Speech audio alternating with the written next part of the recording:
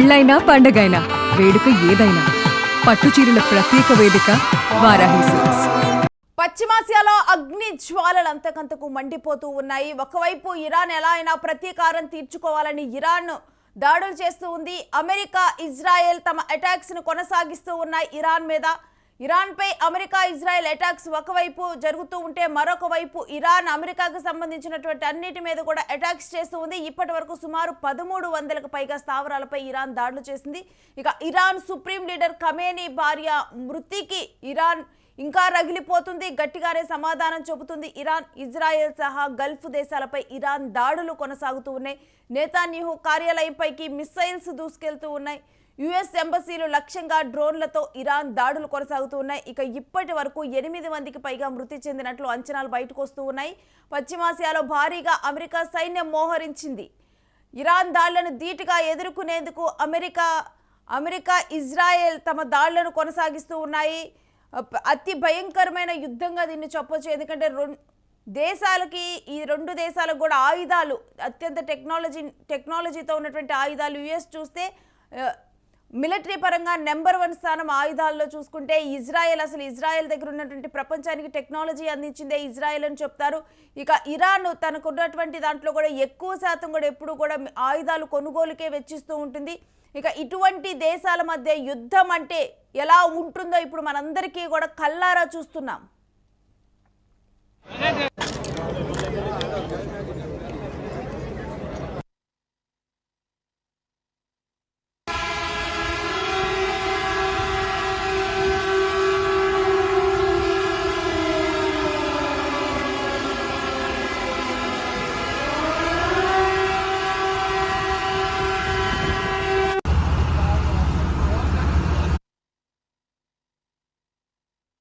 Third day of the Operation Roaring Lion, the operation the Israeli army and the state of Israel set out to, with our great friends, the United States of America and President Trump, to thwart existential threats to Israel and great threats to America and the entire world.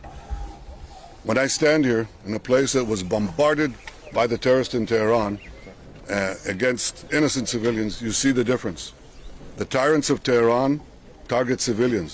We target the tyrants of Tehran to protect civilians. I've said for many years that they threaten not only Israel and not only America. They chant death to Israel, death to America. That's their ultimate target. But I said that they would also target those in between, that they would target Europe. They did.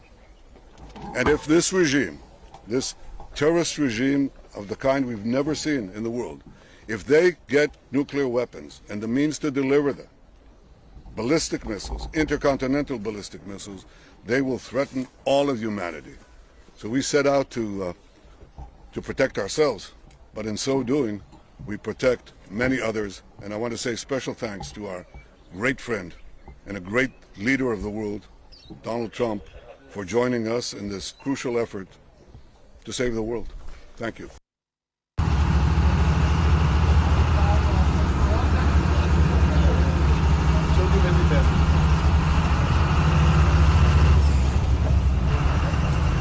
Danger हो गया यार.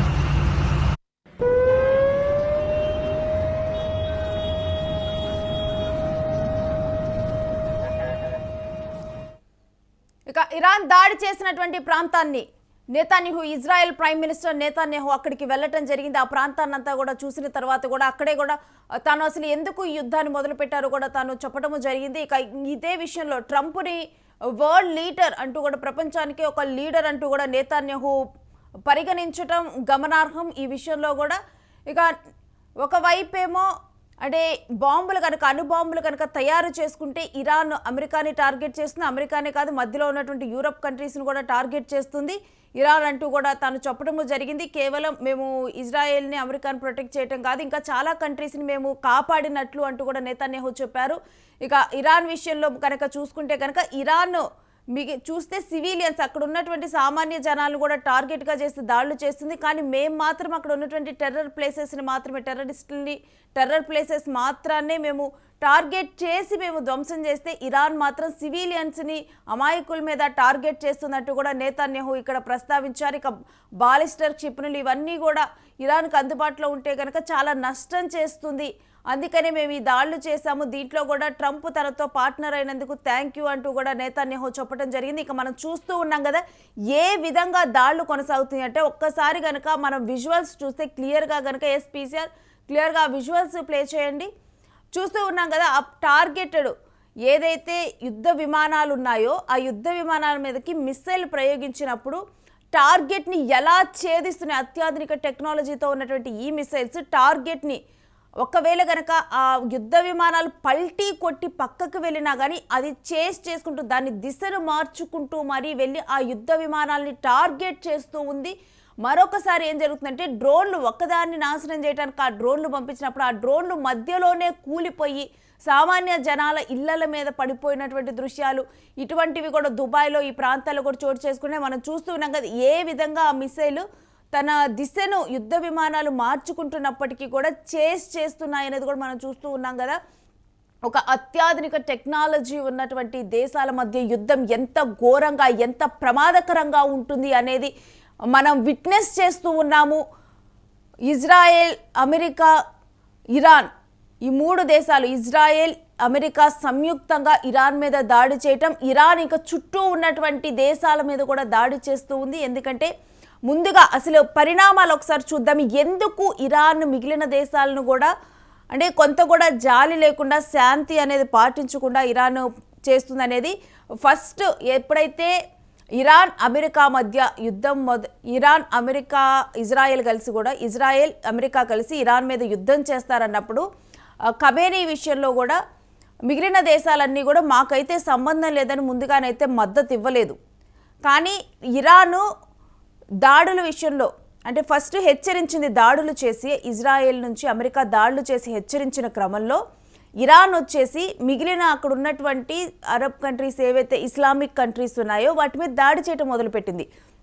అప్పుడు ఇవి దేశ నేతలందరూ కూడా Iran అడిగాయి, America ఇజ్రాయెల్తో చూసుకోండి, మీకు ఏమైనా ఉంటే మా మీద ఎందుకు మేము తటస్థంగా ఉన్నా మా మీద ఎందుకు దాడి చేస్తున్నారు అని చెప్పి అడిగినప్పటికీ కూడా ఇరాన్ తన దాడులను కొనసాగించింది. అప్పుడు ఇక ఈ గల్ఫ్ కంట్రీస్లో ఉన్న వాళ్ళు అప్పుడే ఖమేనీ సరైన ఆచూకీ దొరికింది ఇజ్రాయెల్కి సరైన ఆచూకీ దొరికినప్పుడు ఇజ్రాయెల్ ట్రంప్కు తెలిపినప్పుడు అప్పుడు గల్ఫ్ కంట్రీస్లో ఉన్నటువంటి లీడర్స్కి ఫోన్ చేసి అడగటం జరిగింది. సౌదీ లీడర్కి ఫోన్ చేసి మా దగ్గర ఖమేనీ సరైన ఆచూకీ ఉంది, మీకు ఏం చేయాలో చెప్పండి. ఎందుకంటే ఒకవేళ గనక ఇది చుట్టూ ఉన్నటువంటి దేశాలకు తెలిసిందే, ఎందుకంటే ఇరాన్కి గనక ఏమన్నా అయితే అక్కడ ఉన్నటువంటి సుప్రీం లీడర్కి ఏమన్నా అయితే ఇరాన్ చుట్టూ ఉన్నటువంటి దేశాల మీద దాడి చేస్తుందన్న విషయం తెలిసిందే.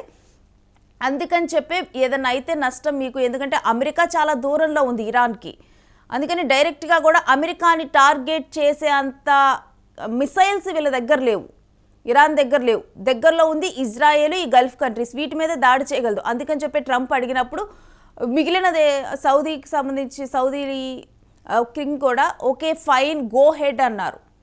అందుకని చెప్పి ఇప్పుడు మిగిలిన దేశాల మీద కూడా ఇరాన్ అంటే ముందలే వాళ్ళందరికీ కూడా తెలుసు ఖమేనీ చనిపోతారని చెప్పి ఇంకా అదే గోల్డెన్ ఆపర్చునిటీ. ఖమేనీ అప్పుడు మీటింగ్లో ఉండటం జరిగింది, ఖమేనీతో పాటు ఒక 40 మంది అధికారులు వాళ్ళ ఫ్యామిలీ అందరూ కూడా ఉన్నారు. అందుకని అప్పటికప్పుడు కూడా ఆ మిషన్ వాళ్ళు ఎగ్జిక్యూట్ చేయడం జరిగింది. సో ఈ రకంగా కూడా మొత్తం కూడా ఈ వ్యవహారం అంతా జరిగింది. కాబట్టి ఇప్పుడు ఇన్ని గల్ఫ్ కంట్రీస్ చుట్టూ ఉన్నటువంటి దేశాల మీద ఇరాన్ దాడి చేస్తూ ఉంది, మరొకవైపు ఇజ్రాయెల్ మీద దాడులు కొనసాగుతూ ఉన్నాయి, అంతేవిధంగా అమెరికా ఇజ్రాయెల్ కూడా ప్రతిఘటిస్తూ ఉన్నాయి. దీంతో కూడా మొత్తం అసలు ప్రపంచవ్యాప్తంగా కూడా పరిస్థితులు ఎలా మారబోతున్నాయి అనేది కూడా ఒక అన్ఇమాజినరీ ఉంది. ఇప్పటికే ట్రంప్ చెప్పింది ఏంటంటే ఒక 4 నుంచి 5 వారాల యుద్ధం కొనసాగుతుందని. కానీ ఇప్పటికిప్పుడైతే ఇంపాక్ట్ మన భారత్లో చూసుకుంటే కనుక ఇప్పటికిప్పుడు ఇంపాక్ట్ కనిపించడం లేదు. కానీ హర్మోస్ జలసంధి క్లోజ్ అయింది.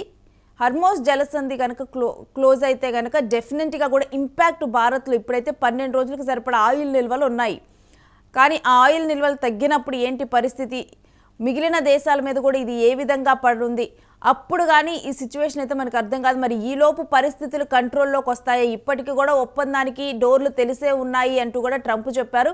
కానీ ఇరాన్ ఒప్పందాలకైతే రాదంటూ కూడా పేర్కొనటం జరిగింది. ఎందుకంటే సుప్రీం లీడర్ ఉన్నప్పుడే ఇరాన్ అసలు ఒప్పందాలకు రాలేదు. అలాంటి సమయంలో ఇప్పుడు ఇరాన్ ఒప్పందాలకు వస్తుంది అనేది మాత్రం ఇమాజిన్ చేయలేం. మరొకటి కనుక చూసుకుంటే కనుక అమెరికా ఇజ్రాయెల్ కలిసి అక్కడ ఉన్నటువంటి మిగిలిన లీడర్స్ను కూడా వాళ్ళను కూడా చిన్నగా ఏరివేస్తూ ఉన్నారు. మొత్తం కూడా అక్కడంతా కూడా ట్రంప్ తనకి నచ్చినటువంటి ఒక వ్యక్తిని